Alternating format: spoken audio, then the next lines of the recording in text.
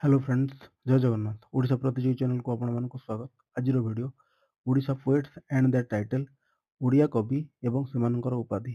तो फ्रेंड्स ये वीडियोटी मु एमसीक्यू मॉडल रे आपण मानक पई नि आछि आउ ई वीडियोटी आपण मानकर आगामी ओएसएससी एग्जाम पई बहुत हेल्पफुल हो।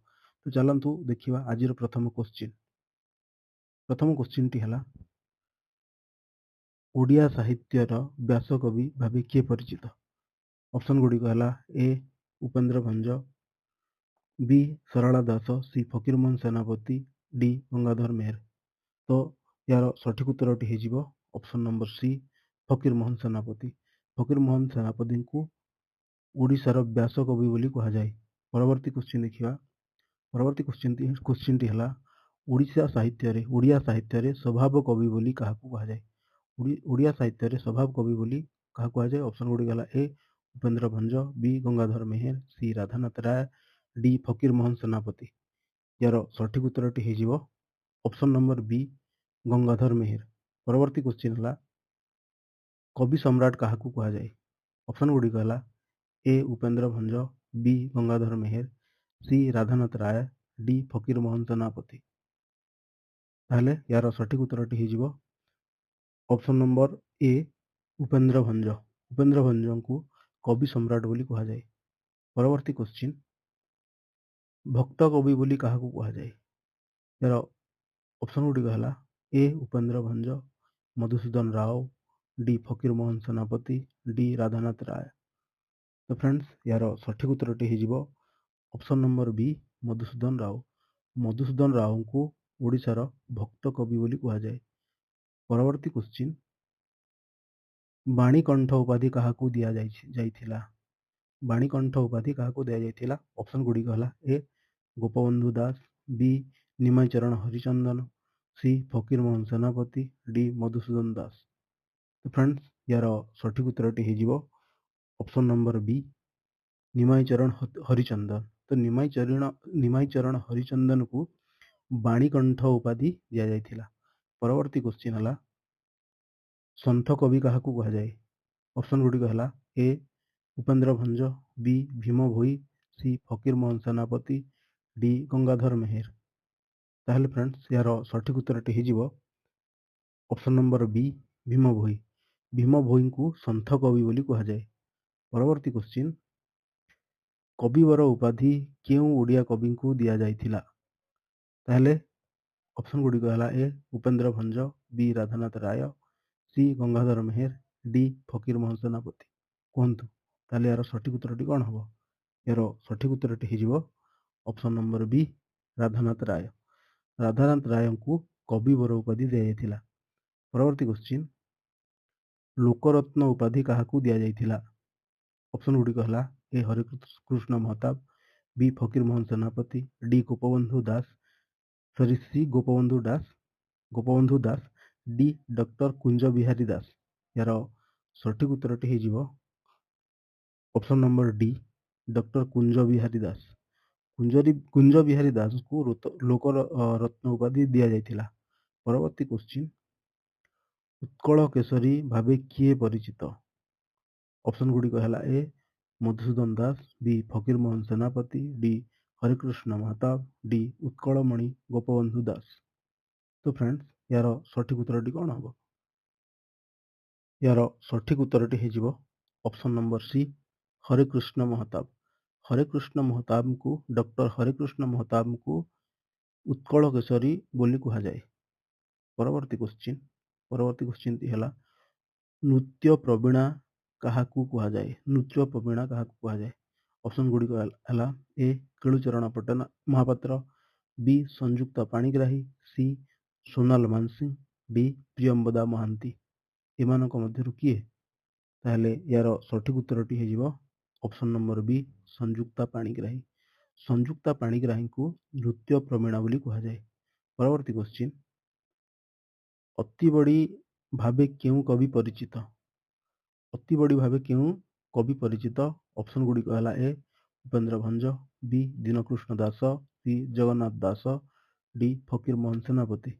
एमानक मध्यरु किए। तो फ्रेंड्स यार सठिक उत्तरटी हम ऑप्शन नंबर सी जगन्नाथ दास। ଜଗନ୍ନାଥ ଦାସଙ୍କୁ ଅତି ବଡ଼ି ବୋଲି ମଧ୍ୟ କୁହାଯାଏ, ଯେମିତି କୁହାଯାଏ ଅତି ବଡ଼ି ଜଗନ୍ନାଥ ଦାସ। ପରବର୍ତ୍ତୀ କ୍ୱେଶ୍ଚିନ୍, ଉତ୍କଳ ରତ୍ନ ଉପାଧି କିଏ ପାଇଥିଲେ? ଉତ୍କଳ ରତ୍ନ ଉପାଧି କିଏ ପାଇଥିଲେ? ଅପସନ୍ ଗୁଡ଼ିକ ହେଲା ଏ ଗୋପବନ୍ଧୁ ଦାସ, ବି ଫକୀରମୋହନ ସେନାପତି, ସି ବିଶ୍ୱନାଥ କର, ଡି ବିଶ୍ୱନାଥ ମିଶ୍ର। ଏମାନଙ୍କ ମଧ୍ୟରୁ କିଏ? यार सठिक उत्तरटी हम friends option number D Biswanath Mishra. Biswanath Mishra को उत्कल रत्न उपाधि दि जाइथिला। परवर्ती क्वेश्चन, उत्कल गौरव भावे किए परिचित? ऑप्शन गुड़िक है ए मधुसूदन दास, बी गोपबंधु दास, सी फकीरमोहन सेनापति, डी हरिकृष्ण महताब। ताहले उत्कल गौरव उपाधि क्या दि जाइथिला ना यार सठिक उत्तरटी हो ऑप्शन नंबर ए मधुसूदन दास। मधुसूदन दास को उत्कल गौरव उपाधि दि जाइथिला। परवर्ती क्वेश्चन, उत्कल घंटा भावे क्यों ओडिया कवि परिचित? उत्कल घंटा भावे क्यों ओडिया कवि परिचित?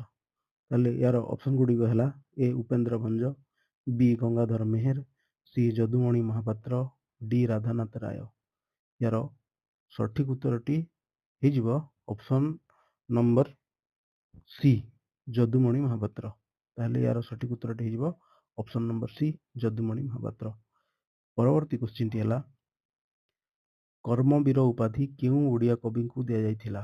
कर्मवीर उपाधि ताहले ऑप्शन गुड़िक है ए फकीरमोहन सेनापति, बी गौरीशंकर राय, सी राधानाथ राय, डी मधुसूदन दास। यार सठिक उत्तरटी हो ऑप्शन नंबर बी गौरीशंकर राय। गौरीशंकर राय को कर्मवीर उपाधि दि जाइथिला। परवर्ती क्वेश्चन है ओडिया साहित्य रे किशोर कवि भावे किए परिचित? किशोर कवि भावे किए परिचित? ऑप्शन गुड़िक है ए उपेन्द्र भंज, बी गंगाधर मेहर, सी श्याम सुंदर दास, डी राधानाथ राय। तो फ्रेंड्स यार सठिक उत्तरटी हम ऑप्शन नंबर सी श्याम सुंदर दास। तो श्याम सुंदर दास को किशोर कवि बोली कहा जाए। परवर्ती क्वेश्चन टी है कविचंद्र उपाधि काहाकू दिया जाइछि? कविचंद्र उपाधि काहाकू दिया जाइछि? ऑप्शन गुड़िक है ए गोपबंधु दास, बी कालीचरण पट्टनायक, सी फकीरमोहन सेनापति, डी मधुसूदन दास। एମାନଙ୍କ ମଧ୍ୟରୁ किए? ताहले फ्रेंड्स यार सठिक उत्तरटी है option number B Kalicharan Pattanaik. परवर्ती क्वेश्चन टी है प्रकृत कवि काहाकू कहा जाए? ऑप्शन गुड़िक है ए उपेन्द्र भंज, बी गंगाधर मेहर, सी फकीरमोहन सेनापति, डी राधानाथ राय। ताहले प्रकृत कवि क्या कहा जाए ना यार सठिक उत्तरटी हो option number B sorry 18 option number B Gangadhar Meher. Gangadhar Meher को प्रकृत कवि बोली कहा जाए। परवर्ती क्वेश्चन टी है ओडिया रे नारी कवि भावे काहाकू जाना जाए? यार ऑप्शन गुड़िक है ए कुंतला कुमारी सावत, बी रमादेवी चौधरी, सी नंदिनी शतपथी, डी प्रतिभा राय। एମାନଙ୍କ ମଧ୍ୟରୁ କାହାକୁ ଓଡ଼ିଶାର ନାରୀ କବି ବୋଲି କୁହାଯାଏ? यार सठिक उत्तरटी हम ऑप्शन नंबर ए कुंतला कुमारी सावत। परवर्ती क्वेश्चन कवि शेखर उपाधि काहाकू दिया जाइथिला?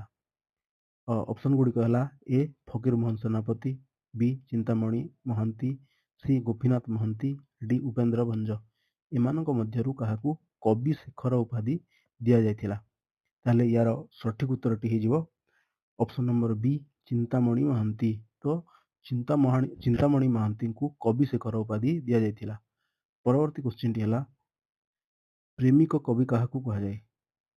प्रेमिक कवि काहाकू कहा जाए? ऑप्शन गुड़िक है ए गंगाधर मेहर, बी मायाधर मानसिंह, सी राधानाथ राय, डी उपेन्द्र भंज। एମାନଙ୍କ ମଧ୍ୟରୁ କାହାକୁ ପ୍ରେମିକ କବି ବୋଲି କୁହାଯାଏ? तो फ्रेंड्स यार सठिक उत्तरटी हो option number B Mayadhar Mansingh. Mayadhar Mansingh को प्रेमिक कवि बोली कहा जाए। परवर्ती क्वेश्चन टी है भूमिपुत्र काहाकू कहा जाए? भूमिपुत्र काहाकू कहा जाए? ताहले ऑप्शन गुड़िक है A Naveen Patnaik, B Harekrushna Mahtab, C Biju Patnaik D Nilamani Routray. ଏମାନଙ୍କ ମଧ୍ୟରୁ କିଏ? ଏମାନଙ୍କ ମଧ୍ୟରୁ କାହାକୁ ଭୂମିପୁତ୍ର ବୋଲି କୁହାଯାଏ? ଫ୍ରେଣ୍ଡସ୍, ଏହାର ସଠିକ ଉତ୍ତରଟି ହେଇଯିବ option number C Biju Patnaik. Biju ପଟ୍ଟନାୟକକୁ ଓଡ଼ିଶାର ଭୂମିପୁତ୍ର ବୋଲି ମଧ୍ୟ କୁହାଯାଏ। ପରବର୍ତ୍ତୀ କ୍ୱେଶ୍ଚିନ୍ଟି ହେଲା ଓଡ଼ିଆ ସାହିତ୍ୟରେ ଉତ୍କଳ ଭାରତୀ ବୋଲି କାହାକୁ କୁହାଯାଏ? ଅପସନ ଗୁଡ଼ିକ ହେଲା କୁନ୍ତଳା କୁମାରୀ ସାବତ, ସୁଦର୍ଶନୀ ଦେବୀ, ସି ରାଧାକାନ୍ତି ଦେବୀ, ଡି ଜୟନ୍ତୀ ପଟ୍ଟନାୟକ। ଏମାନଙ୍କ ମଧ୍ୟରୁ କାହାକୁ ଉତ୍କଳ ଭାରତୀ ବୋଲି କୁହାଯାଏ? ତ ଏହାର ସଠିକ ଉତ୍ତରଟି ହେଇଯିବ ଅପସନ ନମ୍ବର ଏ କୁନ୍ତଳା କୁମାରୀ ସାବତ। କୁନ୍ତଳା କୁମାରୀ ସାବତଙ୍କୁ ଓଡ଼ିଶାର ଉତ୍କଳ ଭାରତୀ ବୋଲି କୁହାଯାଏ। ପରବର୍ତ୍ତୀ କ୍ୱେଶ୍ଚିନ୍ଟି ହେଲା ଓଡ଼ିଆ ସାହିତ୍ୟରେ କବି ସୂର୍ଯ୍ୟ ନାମରେ କିଏ ପରିଚିତ ବା କବି ସୂର୍ଯ୍ୟ କାହାକୁ କୁହାଯାଏ? ତାହେଲେ ଅପସନ ଗୁଡ଼ିକ ହେଲା ଏ ଫକୀରମୋହନ ସେନାପତି, ବି ବଳଦେବ ରଥ, ସି କୁନ୍ତଳା କୁମାରୀ ସାବତ, ଡି ମଧୁସୂଦନ ରାଓ। ତାହେଲେ କବି ସୂର୍ଯ୍ୟ କାହାକୁ କୁହାଯାଏ? କବି ସୂର୍ଯ୍ୟ କୁହାଯାଏ ବଳଦେବ ରଥଙ୍କୁ। ବଳଦେବ ରଥଙ୍କୁ କବି ସୂର୍ଯ୍ୟ ବୋଲି କୁହାଯାଏ। ପରବର୍ତ୍ତୀ କ୍ୱେଶ୍ଚିନ୍ଟି ହେଲା ଓଡ଼ିଆ ସାହିତ୍ୟରେ କବି ମଞ୍ଜୁଳ କାହାକୁ କୁହାଯାଏ? ଓଡ଼ିଆ ସାହିତ୍ୟରେ କବି ମଞ୍ଜୁଳ ବୋଲି କାହାକୁ କୁହାଯାଏ? ଅପସନ ଗୁଡ଼ିକ ହେଲା ଏ ଫକୀରମୋହନ ସେନାପତି, ବି ଗଙ୍ଗାଧର ମେହେର, ସି ରାଧାନାଥ ରାୟ, ଡି କୃଷ୍ଣ ପ୍ରସାଦ ବସୁ। ତ ଫ୍ରେଣ୍ଡସ୍, ଏହାର ସଠିକ ଉତ୍ତରଟି ହେଇଯିବ ଅପସନ ନମ୍ବର ଡି କୃଷ୍ଣ ପ୍ରସାଦ ବସୁ। କୃଷ୍ଣ ପ୍ରସାଦ ବସୁଙ୍କୁ କବି ମଞ୍ଜୁଳ ବୋଲି କୁହାଯାଏ। ପରବର୍ତ୍ତୀ କ୍ୱେଶ୍ଚିନ୍ଟି ହେଲା କାନ୍ତ କବି କାହାକୁ କୁହାଯାଏ? ତାହେଲେ ଏହାର ଅପସନ ଗୁଡ଼ିକ ହେଲା ଏ ଲକ୍ଷ୍ମୀକାନ୍ତ ମହାପାତ୍ର, ବି ଫକୀରମୋହନ ସେନାପତି, D Radhanath Ray, C Radhanath Ray, D କବି ସମ୍ରାଟ ଉପେନ୍ଦ୍ର ଭଞ୍ଜ। ତ ଏହାର ସଠିକ ଉତ୍ତରଟି ହେଇଯିବ ଅପସନ ନମ୍ବର ଏ କାନ୍ତ କବି କାହାକୁ କୁହାଯାଏ? ତାହେଲେ ଲକ୍ଷ୍ମୀକାନ୍ତ ମହାପାତ୍ରଙ୍କୁ କୁହାଯାଏ। ପରବର୍ତ୍ତୀ କ୍ୱେଶ୍ଚିନ୍ଟି ହେଲା ଗାୟକ ରତ୍ନାକର ନାମରେ କେଉଁ କବି ପରିଚିତ? ଅପସନ ଗୁଡ଼ିକ ହେଲା ଏ ଲକ୍ଷ୍ମୀକାନ୍ତ ମହାପାତ୍ର, ବି କାହ୍ନୁଚରଣ ପ୍ରତି ଶର୍ମା, ସି ଫକୀରମୋହନ ସେନାପତି, ଡି ଉପେନ୍ଦ୍ର ଭଞ୍ଜ। ତ ଫ୍ରେଣ୍ଡସ୍, ଏହାର ସଠିକ ଉତ୍ତରଟି ହେଇଯିବ ଅପସନ ନମ୍ବର ବି କାହ୍ନୁଚରଣ ପ୍ରତି ଶର୍ମା। ତ କାହ୍ନୁଚରଣ ପ୍ରତି ଶର୍ମାଙ୍କୁ ଗାୟକ ରତ୍ନାକର ବୋଲି ମଧ୍ୟ କୁହାଯାଏ। ପରବର୍ତ୍ତୀ କ୍ୱେଶ୍ଚିନ୍ଟି ହେଲା କାହାକୁ ଆଦି କବି କୁହାଯାଏ? ଆଦି କବି କାହାକୁ କୁହାଯାଏ? ଅପସନ ଗୁଡ଼ିକ ହେଲା ଏ ଫକୀରମୋହନ ସେନାପତି, ବି ଲକ୍ଷ୍ମୀକାନ୍ତ ମହାପାତ୍ର, ସି ସାରଳା ଦାସ, ଡି କବି ସମ୍ରାଟ ଉପେନ୍ଦ୍ର ଭଞ୍ଜ। ତ ଫ୍ରେଣ୍ଡସ୍, ଏହାର ସଠିକ ଉତ୍ତରଟି ହେଇଯିବ option number C Sarala Das. Sarala ଦାସକୁ ଆଦି କବି ବୋଲି ମଧ୍ୟ କୁହାଯାଏ। ପରବର୍ତ୍ତୀ କ୍ୱେଶ୍ଚିନ୍ଟି ହେଲା ଉତ୍କଳମଣି କାହାକୁ କୁହାଯାଏ? ଉତ୍କଳମଣି କାହାକୁ କୁହାଯାଏ? ଅପସନ ଗୁଡ଼ିକ ହେଲା ଏ ଲକ୍ଷ୍ମୀକାନ୍ତ ମହାପାତ୍ର, ବି ଗୋପବନ୍ଧୁ ଦାସ, ସି ଫକୀରମୋହନ ସେନାପତି, ଡି ମଧୁସୂଦନ ରାଓ। ତାହେଲେ ଫ୍ରେଣ୍ଡସ୍, ଏହାର ସଠିକ ଉତ୍ତରଟି ହେଇଯିବ ଅପସନ ନମ୍ବର ବି ଗୋପବନ୍ଧୁ ଦାସ। ଗୋପବନ୍ଧୁ ଦାସଙ୍କୁ ଉତ୍କଳମଣି ବୋଲି ମଧ୍ୟ କୁହାଯାଏ। ପରବର୍ତ୍ତୀ କ୍ୱେଶ୍ଚିନ୍ଟି ହେଲା ଓଡ଼ିଶାର ଜାତୀୟ କବି କିଏ? ଅପସନ ଗୁଡ଼ିକ ହେଲା ଏ ଲକ୍ଷ୍ମୀକାନ୍ତ ମହାପାତ୍ର, ବି ବୀରକିଶୋର ଦାସ, ସି ଗୋପୀନାଥ ମହାନ୍ତି, ଡି ନବକିଶୋର ସାହୁ। ତାହେଲେ ଏହାର ସଠିକ ଉତ୍ତରଟି ହେଇଯିବ ଅପସନ ନମ୍ବର ବି ବୀରକିଶୋର ଦାସ। ପରବର୍ତ୍ତୀ କ୍ୱେଶ୍ଚିନ୍ଟି ହେଲା ଉତ୍କଳ ଭୀମ ନାମରେ କାହାକୁ ଜଣାଯାଏ? ତାମାନେ ଉତ୍କଳ ଭୀମ କାହାକୁ କୁହାଯାଏ? ଏହାର ଅପସନ ଗୁଡ଼ିକ ହେଲା A Padmacharan Patnaik, B Laxmikanta Mohapatra, C Gopabandhu Das, D Madhusudan Rao. ତ ଏହାର ସଠିକ ଉତ୍ତରଟି ହେଇଯିବ option number A Padmacharan Patnaik. Padmacharan ପଟ୍ଟନାୟକକୁ ଉତ୍କଳର ଭୀମ ବୋଲି କୁହାଯାଏ। ପରବର୍ତ୍ତୀ କ୍ୱେଶ୍ଚିନ୍ଟି ହେଲା ବିଦଗ୍ଧ କବି କାହାକୁ କୁହାଯାଏ? ଏହାର ଅପସନ ଗୁଡ଼ିକ ହେଲା ଏ ଲକ୍ଷ୍ମୀକାନ୍ତ ମହାପାତ୍ର, ବି ଅଭିମନ୍ୟୁ ସାମନ୍ତ ସିଂହାର, ସି ଗୋପୀନାଥ ମହାନ୍ତି, ଡି ଜଗନ୍ନାଥ ମିଶ୍ର। ଏହାର ସଠିକ ଉତ୍ତରଟି ହେଇଯିବ ଅପସନ ନମ୍ବର ବି ଅଭିମନ୍ୟୁ ସାମନ୍ତ ସିଂହାର। ତାହେଲେ ଅଭିମନ୍ୟୁ ସାମନ୍ତ ସିଂହାରଙ୍କୁ ଓଡ଼ିଶାର ବିଦଗ୍ଧ କବି ବୋଲି ମଧ୍ୟ କୁହାଯାଏ। ତ ଫ୍ରେଣ୍ଡସ୍, ଏଇ ଥିଲା ଆପଣମାନଙ୍କର ଆଜିର ଟପିକ୍। ତାହେଲେ ଏଇ ଯେଉଁ ଟପିକ୍ଟା ଆପଣମାନଙ୍କୁ ଯଦି ଭଲ ଲାଗିଥିବ ତାହେଲେ ନିହାତି ଭାବରେ ଲାଇକ୍ କରନ୍ତୁ, ସେୟାର କରନ୍ତୁ ଏବଂ ସବସ୍କ୍ରାଇବ୍ ମଧ୍ୟ କରିବା ଭୁଲିବେ ନାହିଁ। Thank you.